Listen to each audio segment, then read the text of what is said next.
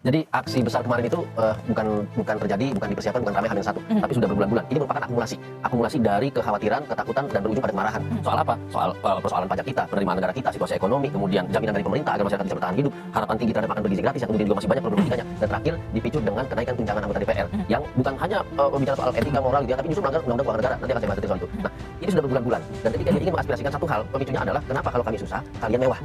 Kami dipaksa susah, kalian malah mewah. Ini yang ditagih oleh masyarakat, ini yang ditagih oleh rakyat, dan dijanjikan bahwa pintu DPR RI akan terbuka luas membahas aspirasi, menerima aspirasi. Tapi kemarin jangankan membahas aspirasi, dibuka saja pintu tidak. Yang pertama, yang kedua, belum apa-apa masyarakat dihadapkan pada situasi penanganan massa seperti perusuh, seperti pelanggar. Itu belum terjadi apa-apa karena tim kami yang di lapangan sana dipasang mobil rantis, tim pembubar paksa dengan berbagai macam senjata yang lengkap. Itu kan tentu bertentangan dengan apa yang seharusnya menjadi tanggung jawab negara respon demokrasi. Penyampaian aspirasi kalau tidak salah kan itu berlangsung siang di depan gerbang utama DPR begitu ya. Tapi kemudian kok ya sudah dipukul mundur begitu ya, sudah dipukul mundur, disemprotkan water cannon begitu ya, sampai akhirnya mundur sampai akhirnya bergeserlah ke belakang. Betul. Di gerbang Pancasila. Nah, ini bagaimana temuan PBHI? Jadi yang perlu kami sampaikan adalah apa yang sering kita lihat ya di video pas terjadi kericuhan dan segala macam, itu sebetulnya dampak. Tapi kalau kita mundur ke belakang, kami melihat ada semacam prakondisi, gerbang-gerbang dilumuri oli dan segala macam. Ada orang warawiri seolah-olah memperhitungkan berapa banyak orang yang akan datang, bagaimana cara memukul mundur, dan yang ketiga adalah mari kita lihat perlengkapan dan peralatan yang digunakan oleh aparat kepolisian. Apakah itu untuk menjaga hak demokrasi yang namanya kebebasan berpendapat, atau justru untuk memblokade agar tidak terjadi kebebasan berpendapat, tidak terjadi kebebasan untuk berkumpul, menyampaikan aspirasi oleh DPR. Nah, yang kami lihat sejak awal settingannya memang bukan untuk mengakomodasi aspirasi itu. Tapi bagaimana caranya sesegera mungkin mereka berkumpul dalam hitungan 2 atau 3 jam, dibubarkan, dipukul mundur, dan tidak lagi berada pada etalase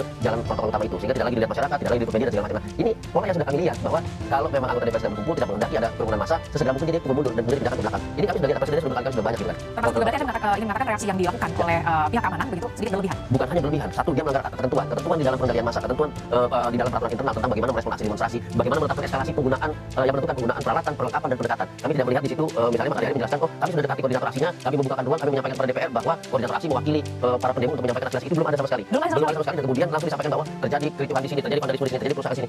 Hilir yang disampaikan, yang kemudian disampaikan juga bahwa ini oknum-oknum tertentu yang tidak beridentitas. Nah, sedangkan ratusan massa mayoritas yang beridentitas jelas, wajahnya jelas, belum diakomodasi. Tapi langsung merespon yang tidak beridentitas ini yang kemudian berbuat rusuh dan berbuat vandalisme. Nah, ini kita jelas bahwa fokusnya adalah adanya kericuhan, adanya pelanggaran, jadi fokus tentang aspirasinya ini yang ditinggalkan. Jadi pola yang sudah kami baca, dan ini tentu ini tidak akan menghentikan demonstrasi, tidak akan menurunkan tensi para demonstran sekalian. Ini justru akan menimbulkan kemarahan demi kemarahan. Gitu, karena tujuan utama menyampaikan aspirasi tidak tersampaikan, lalu tujuan untuk berkeluh kesah juga tidak dibukakan pintu, yang ada merespon dengan cara-cara kekerasan dan bahkan penindakan dengan upaya paksa penangkapan, penahanan, dan lain-lain. Ada penangkapan kemarin itu kalau tidak salah lebih dari 300. 196 di antaranya adalah anak-anak di bawah umur. Respon Anda? Betul. Jadi ini yang kami sampaikan dari awal.